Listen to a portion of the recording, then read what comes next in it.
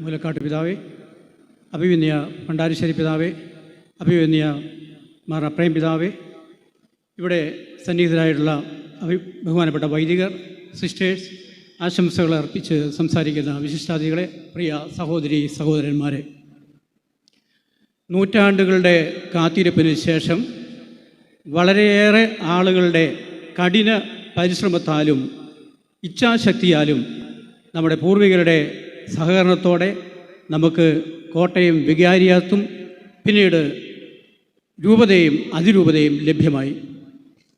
ഇതിനെല്ലാം പിന്നിൽ പ്രവർത്തിച്ച പിതാമഹന്മാർക്ക് എല്ലാവിധ നന്ദിയും ഈ അവസരത്തിൽ അർപ്പിക്കുകയാണ്. നാം ഇപ്പോൾ വളരെ പ്രതീക്ഷയോടെ ആഗ്രഹത്തോടെ ഈ അവസരത്തിൽ കാത്തിരിക്കുന്ന മറ്റൊരു കാര്യം, നമ്മളുടെ രൂപതാധ്യക്ഷന് ഇന്ത്യയിലും ഇന്ത്യക്ക് വെളിയിലും അജപാലനാധികാരം ലഭ്യമാകണം എന്നത് തന്നെയാണ്. നാം എല്ലാവരും അത് ആഗ്രഹിക്കുന്നു. ഞാൻ പ്രതീക്ഷിച്ചു ഇന്നത്തെ ഈ മീറ്റിങ്ങിൽ സിനഡിന് ശേഷം ആദ്യമായി ഇന്നലെ സിനഡ് തീർന്നു. ഇന്ന് ഇവിടെ നമ്മൾ സമ്മേളിക്കുമ്പോൾ നമ്മുടെ അതിരൂപത അധ്യക്ഷൻ തന്നെ ഇന്ത്യയിൽ നമുക്ക് ലഭിച്ച അജപാലനാധികാരത്തെ സംബന്ധിച്ച് പ്രഖ്യാപിക്കുമെന്നായിരുന്നു എൻ്റെ പ്രതീക്ഷ. പക്ഷേ ചില സാങ്കേതിക തടസ്സങ്ങളുണ്ട്. സിനഡ് പിതാക്കന്മാർ ഏകകണ്ഠമായി നമ്മൾ കൊടുത്ത നിവേദനം, നമ്മുടെ ആവശ്യം അംഗീകരിക്കുകയും അത് റോമിലേക്ക് ഫോർവേഡ് ചെയ്യുകയും ചെയ്തു. പക്ഷേ പിതാവിന് ഇപ്പോഴത് പറയാനും സാധിക്കത്തില്ല. ഞാൻ മനസ്സിലാക്കിയത്, ഞങ്ങൾ കഴിഞ്ഞ ദിവസം അഭിമന്യ തട്ടിപ്പിതാവുമായി സംസാരിച്ചപ്പോൾ ഞങ്ങൾക്ക് മനസ്സിലാക്കാൻ സാധിച്ചത് 100% ഇന്ത്യയിലാകമാനം നമ്മുടെ രൂപതാധ്യക്ഷന് വാക്കാൽ അജപാലനാധികാരം ലഭിച്ചിട്ടുണ്ട്. നിങ്ങൾക്ക് ഇന്ത്യയിൽ എവിടെയും ഇടവകൾ സ്ഥാപിക്കുന്നതിനോ പള്ളി സ്ഥാപിക്കുന്നതിനോ വൈദികരെ നിയമിക്കുന്നതിനോ യാതൊരു തടസ്സവുമില്ല എന്നാണ് അറിയാൻ സാധിച്ചത്. പക്ഷേ റോമിൽ നിന്ന് കൃത്യമായ രേഖ കിട്ടിയാൽ മാത്രമേ ഔദ്യോഗികമായി നമുക്ക് നമ്മുടെ മെത്രാൻ ഇത് പ്രഖ്യാപിക്കാൻ സാധിക്കുകയുള്ളൂ എന്നാണ് ഞാൻ മനസ്സിലാക്കിയത്. ഇനിയും നാം ഒരുമയോടെ കാത്തിരുന്നാൽ ഇന്ത്യക്ക് വെളിയിലും നമുക്ക് നമ്മുടെ മെത്രാന് അജപാലനാധികാരം ലഭിക്കും. അത് നമുക്ക് പ്രതീക്ഷയോടെ നമുക്ക് കാത്തിരിക്കാം. കഴിഞ്ഞ ഒക്ടോബറിൽ ഹമാസ് ഭീകരർ ഇസ്രായേലിനെ ആക്രമിച്ചപ്പോൾ ലോകത്തിൻ്റെ നാനാഭാഗത്തുമുണ്ടായിരുന്ന യഹൂദർ തങ്ങളുടെ മാതൃരാജ്യത്ത് തിരിച്ചെത്തി തങ്ങളുടെ രാജ്യത്തിനു വേണ്ടി ശക്തമായി നിലകൊണ്ടു. തങ്ങളെ രക്ഷിക്കാൻ മറ്റാരും വരികയില്ല എന്ന സത്വബോധമാണ് അവരെ തങ്ങളുടെ രാജ്യത്തിനു വേണ്ടി ഒറ്റക്കെട്ടായി നിലകൊള്ളാൻ പ്രേരിപ്പിച്ചത്. ഇതുപോലെ യഹൂദ പാരമ്പര്യം അവകാശപ്പെടുന്ന നാം ക്നാനായക്കാർ നമ്മളുടെ ആരംഭഘട്ടം മുതൽ പലവിധ പ്രതിസന്ധികളെ തരണം ചെയ്താണ് ഇന്ന് ഈ അവസ്ഥയിൽ എത്തിച്ചേർന്നത്. ഇപ്പോഴും നമ്മുടെ സമുദായത്തിൻ്റെ അകത്തു നിന്നും വെളിയിൽ നിന്നും ഞാൻ പലവിധ പ്രതിസന്ധികളെയും അഭിമുഖീകരിച്ചുകൊണ്ടാണ് ഇരിക്കുന്നത്. പ്രിയപ്പെട്ടവരെ, എനിക്ക് ഈ അവസരത്തിൽ പറയാനുള്ളത്, ആ യഹൂദർ കാണിച്ചതുപോലെ നാം ക്നാനായക്കാർ ഒറ്റക്കെട്ടായി നമ്മുടെ അതിരൂപതാധ്യക്ഷനോടൊപ്പം ചേർന്ന് പ്രവർത്തിച്ചാൽ നമുക്ക് ആവശ്യമായ കാര്യങ്ങളെല്ലാം നേടിയെടുക്കാൻ സാധിക്കും എന്നാണ് ഞാൻ കരുതുന്നത്. അടിസ്ഥാനപരമായി നമ്മളുടെ ആവശ്യം അല്ലെങ്കിൽ നമ്മുടെ പ്രശ്നം എന്ന് പറഞ്ഞാൽ നമ്മുടെ സമുദായം നിലനിർത്തുക, സമുദായത്തിൻ്റെ വളർച്ചയുമാണ്. ഞാൻ കരുതുന്നു നമ്മുടെ സമുദായത്തിന് വളർച്ചയുണ്ടാകണമെങ്കിൽ പ്രധാനമായും നമ്മൾ അൽമായർ നമ്മളുടെ മക്കളെ സ്വസമുദായത്തിൽപ്പെട്ട യുവതി യുവാക്കളുമായി വിവാഹം കഴിപ്പിച്ച് നമ്മുടെ കുടുംബങ്ങളുടെ എണ്ണം വർദ്ധിപ്പിക്കണം. അതല്ലാതെ സ്വന്തം മക്കളെ പോലും സമുദായത്തോട് ചേർത്ത് നിർത്താൻ കഴിയാതെ വാട്സപ്പിലൂടെയും ഫേസ്ബുക്കിലൂടെയും ഘോരഘോരം പ്രസംഗിച്ചതുകൊണ്ട് നമ്മുടെ സമുദായത്തിന് യാതൊരു ഗുണവും ചെയ്യില്ല. ആയതിനാൽ നമ്മളെല്ലാവരും കുടുംബങ്ങളിൽ നമ്മുടെ കുഞ്ഞുങ്ങൾക്ക് നമ്മുടെ സമുദായത്തോട് താല്പര്യം വരുന്ന വിധത്തിൽ അവരോട് സംസാരിക്കുകയും അങ്ങനെ ഒരു പരിശീലനം നൽകി നമ്മുടെ സമുദായത്തോടൊപ്പം അവരെ ചേർത്ത് നിർത്താൻ നാം ഓരോ കുടുംബാംഗങ്ങളും കുടുംബനാഥന്മാരും പരിശ്രമിക്കണം എന്നാണ്. രണ്ടാമതായി നാം നേരിടുന്ന മറ്റൊരു വലിയ പ്രതിസന്ധി നാം അഭിമുഖീകരിക്കുന്ന കേസുകളാണ്. കൊട്ടോടി ജസ്റ്റിൻ്റെ കേസും നവീകരണ സമിതി കേസും ബിജു ഉദിപ്പിൻ്റെ കേസും എല്ലാം ഈ ദിവസങ്ങളിൽ കോടതിയുടെ പരിഗണനയ്ക്ക് വരും. അതിരൂപത നേതൃത്വം ഈ കേസുകളെ അഭിമുഖീകരിക്കുന്നതിന് എല്ലാവിധ വളരെ ആലോചനകളും പരിശ്രമവും നടത്തി അതിനെ നേരിടാനുള്ള എല്ലാ ക്രമീകരണവും ചെയ്തിട്ടുമുണ്ട്. പക്ഷേ കോടതി വിധി എന്തുമായിക്കൊള്ളട്ടെ, ഞാൻ പറയുന്നു, നമ്മൾ ഒറ്റക്കെട്ടായി നിന്നാൽ നമ്മുടെ സമുദായത്തിന്, കോടതി വിധി നമുക്ക് പ്രതികൂലമായി വന്നാൽ പോലും നമ്മുടെ സമുദായത്തിന് ഒന്നും സംഭവിക്കുകയില്ല, ഒരു കോട്ടവും സംഭവിക്കുകയില്ല. ഈ അടുത്ത കാലത്ത് ശബരിമല കേസുമായി ബന്ധപ്പെട്ട് സുപ്രീം കോടതി വിധിയിലൂടെ നമുക്കതല്ലേ മനസ്സിലാക്കാൻ സാധിച്ചത്.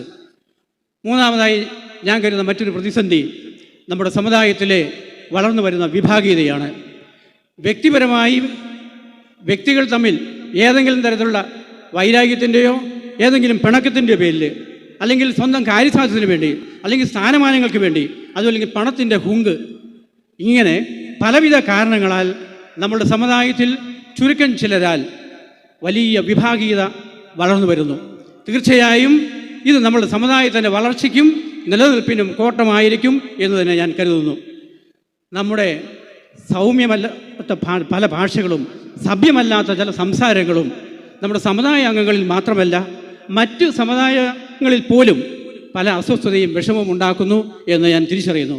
ഞാൻ ഈ അടുത്ത കാലത്ത് കോതമംഗലം രൂപതയിലെ ഒരു റിട്ടയർഡ് പ്രൊഫസറുമായി ഒരു 3 ദിവസം ഒരുമിച്ച് താമസിക്കേണ്ട സാഹചര്യമുണ്ടായി. അദ്ദേഹത്തിൻ്റെ മകൻ കല്യാണം കഴിച്ചിരിക്കുന്നത് നമ്മുടെ സമുദായത്തിൽപ്പെട്ട ഒരു പെൺകുട്ടിയാണ്. അദ്ദേഹത്തിന് ആ കാരണത്താൽ തന്നെ നമ്മുടെ സമുദായത്തിലെ ചർച്ചകളും സംസാരങ്ങളും വളരെ നന്നായിട്ടറിയാം.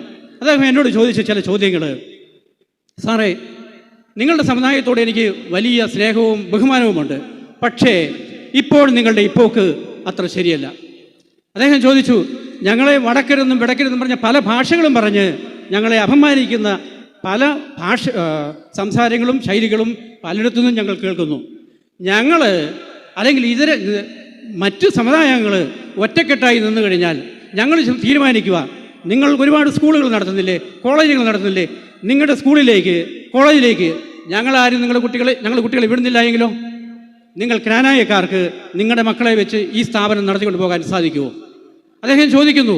നമ്മളിൽ പലരും പല വ്യാപാര മേഖലകളിൽ സേവനം ചെയ്തിട്ടുണ്ട്. ക്നാനായക്കാർ മാത്രം നമ്മുടെ സ്ഥാപനങ്ങളിൽ വന്നാൽ മാത്രം മതിയോ? നമ്മൾ ആശുപത്രികൾ നടത്തുന്നുണ്ട്. ക്നാനായക്കാരായ രോഗികളും ക്നാനായക്കാരായ ജീവനക്കാരും ആശുപത്രി വന്നാൽ മതിയോ? ആലോചിച്ച് നോക്കിയേ, നമുക്ക് എങ്ങനെ നടത്തിക്കൊണ്ട് പോകാൻ പറ്റും? പ്രിയപ്പെട്ടവരെ, നമ്മളൊരു സമൂഹ ജീവിയാണ്. നമുക്ക് എല്ലാവരും വേണം. നമുക്ക് ചുറ്റും വടക്കരും തെക്കരും ഹിന്ദുക്കളും മുസ്ലിംസും എല്ലാവരും ഉണ്ട്. നമ്മളെല്ലാവരുമായി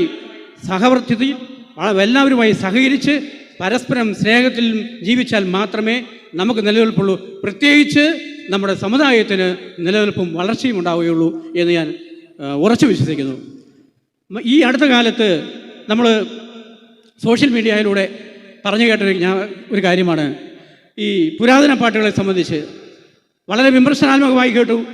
ഈ അടുത്ത കാലത്ത് സീറോ മലബാർ അസംബ്ലിയിൽ നമ്മുടെ മാർത്തോമൻ പാട്ട് പാടിയതിനെ വിമർശിച്ചുകൊണ്ട് ഞാൻ ചോദിക്കുന്നു, നമ്മൾ 100% ഗ്രാനായിക്കാർ തന്നെ, നമ്മളുടെ പുരാതന പാട്ട് മാർഗംകളിയെല്ലാം നമ്മൾ തന്നെ ചിന്തിച്ചു. പക്ഷെ നമ്മൾ മാർഗംകളിയും ഈ പുരാതന പാട്ടുകളും മാത്രമേ പാടുകയും കളിക്കുകയും ചെയ്യുന്നുള്ളൂ. നമ്മൾ ഈ ഒപ്പനയും മാപ്പിളപ്പാട്ടും തിരുവാതിരയും മറ്റു കലാരൂപങ്ങളൊന്നും ഗ്രാനായക്കാർ പാടുകയും കളിക്കുകയും ചെയ്യുന്നില്ലേ എന്ന് പറഞ്ഞതുപോലെ മറ്റുള്ളവർ നമ്മുടെ പുരാതന പാട്ട് അല്ലെങ്കിൽ മാർഗംകളി പാടുകയോ കളിക്കുകയോ ചെയ്യുന്നുണ്ടെങ്കിൽ അത് നല്ലതായതുകൊണ്ടല്ലേ അവർ മറ്റുള്ളവർ അനുകരിക്കുമ്പോൾ അല്ലെങ്കിൽ അവർ പാടുകയോ കളിക്കുകയോ ചെയ്യുമ്പോൾ നമ്മൾ അഭിമാനിക്കുകയല്ലേ ചെയ്യേണ്ടത്? തീർച്ചയായും ഇത്തരം കാര്യങ്ങളിൽ ഇതുപോലെയുള്ള നമ്മളുടെ സംസാരങ്ങളിൽ അല്പം മിതത്വവും അല്പം ശ്രദ്ധയും ഉണ്ടായിരിക്കേണ്ടത് നന്നായിരിക്കും എന്ന് ഞാൻ പ്രത്യേകമായിട്ട് അഭ്യർത്ഥിക്കുക. പ്രിയപ്പെട്ടവരെ, നമ്മളിൽ പലർക്കും പലപ്പോഴും പല കാര്യങ്ങളും കണ്ടില്ല കേട്ടില്ല എന്ന് വയ്ക്കുന്നത് പ്രതികരിക്കാൻ കഴിയാഞ്ഞിട്ടില്ല. മറിച്ച് നമ്മുടെ വ്യക്തിബന്ധങ്ങളിലും നമ്മുടെ കുടുംബ ബന്ധങ്ങളിലും സമുദായ ബന്ധങ്ങളിലും വിള്ളലുണ്ടാകാതിരിക്കാൻ വേണ്ടിയാണ്. ആയതിനാൽ ഞാൻ വളരെ വിനയപൂർവ്വം ബഹുമാനപ്പെട്ട സമുദായ അംഗങ്ങളോട് അഭ്യർത്ഥിക്കുകയാണ്, പ്രിയപ്പെട്ടവരെ, നമ്മളുടെ സമുദായത്തിന് വളർച്ചയും നിലനിൽപ്പും ഉണ്ടാകണമെങ്കിൽ, മറ്റുള്ളവരുടെ മുമ്പിൽ അഭിമാനത്തോടെ നിൽക്കണമെങ്കിൽ നമ്മളെല്ലാവരെയും ഒരേപോലെ കണ്ട് സ്നേഹപൂർവ്വം സംസാരിക്കുകയും മറ്റുള്ളവരെയും കൂടെ ഉൾക്കൊണ്ടുകൊണ്ട് വേണം പോകാൻ. ഈ കാര്യത്തിൽ വളരെ ചുരുക്കം ആളുകൾ അവരുടെ അറിവില്ലായ്മ കൊണ്ടായിരിക്കാം പല രൂപത്തിലുള്ള തെറ്റിദ്ധാരണകൾ പരത്തുന്നുണ്ട്. അങ്ങനെയുള്ളവരോട് അറിവുള്ളവർ അല്ലെങ്കിൽ തിരിച്ചറിവുള്ളവർ അവരെ തിരുത്തി കൊടുക്കണം എന്നുകൂടി ഞാൻ അഭ്യർത്ഥിക്കുക. ഞാൻ ചുരുക്കുകയാണ്. അവസാനമായി, ഞങ്ങൾ ഇപ്പോൾ KCC അതിരൂപത നേതൃത്വം ഈ സ്ഥാനത്തെത്തിയിട്ട് ഏതാണ്ട് 1.5 വർഷം കഴിയുന്നുള്ളൂ. എനിക്ക് തർപ്പിച്ച് പറയാൻ സാധിക്കും, ഇപ്പോൾ നമ്മുടെ അതിരൂപതയിൽ ചർച്ച ചെയ്യേണ്ട പല കാര്യങ്ങളും അതിരൂപത നേതൃത്വവും ആത്മീയ നേതൃത്വവും അൽമായ നേതൃത്വവും വേണ്ട രീതിയിൽ ചർച്ചകളും ആലോചനകളും നടത്തി ശരിയായ ദിശയിൽ തന്നെയാണ് അതിരൂപതയുടെ പോക്ക് എന്ന് അറിയിച്ചുകൊണ്ട് ഇവിടെ കൂടിയ നിങ്ങൾക്കെല്ലാവർക്കും ഈ ദിനത്തിൻ്റെ എല്ലാ ആശംസകളും നേർന്നുകൊള്ളുന്നു. അതോടൊപ്പം നമ്മളിവിടെ ആദരിക്കപ്പെട്ട എല്ലാ പ്രതിഭകൾക്കും പ്രത്യേകമായി അഭിനന്ദനം അറിയിച്ചുകൊണ്ടും ഞാൻ എൻ്റെ വാക്കുകൾ ചുരുക്കുന്നു. നന്ദി, നമസ്കാരം.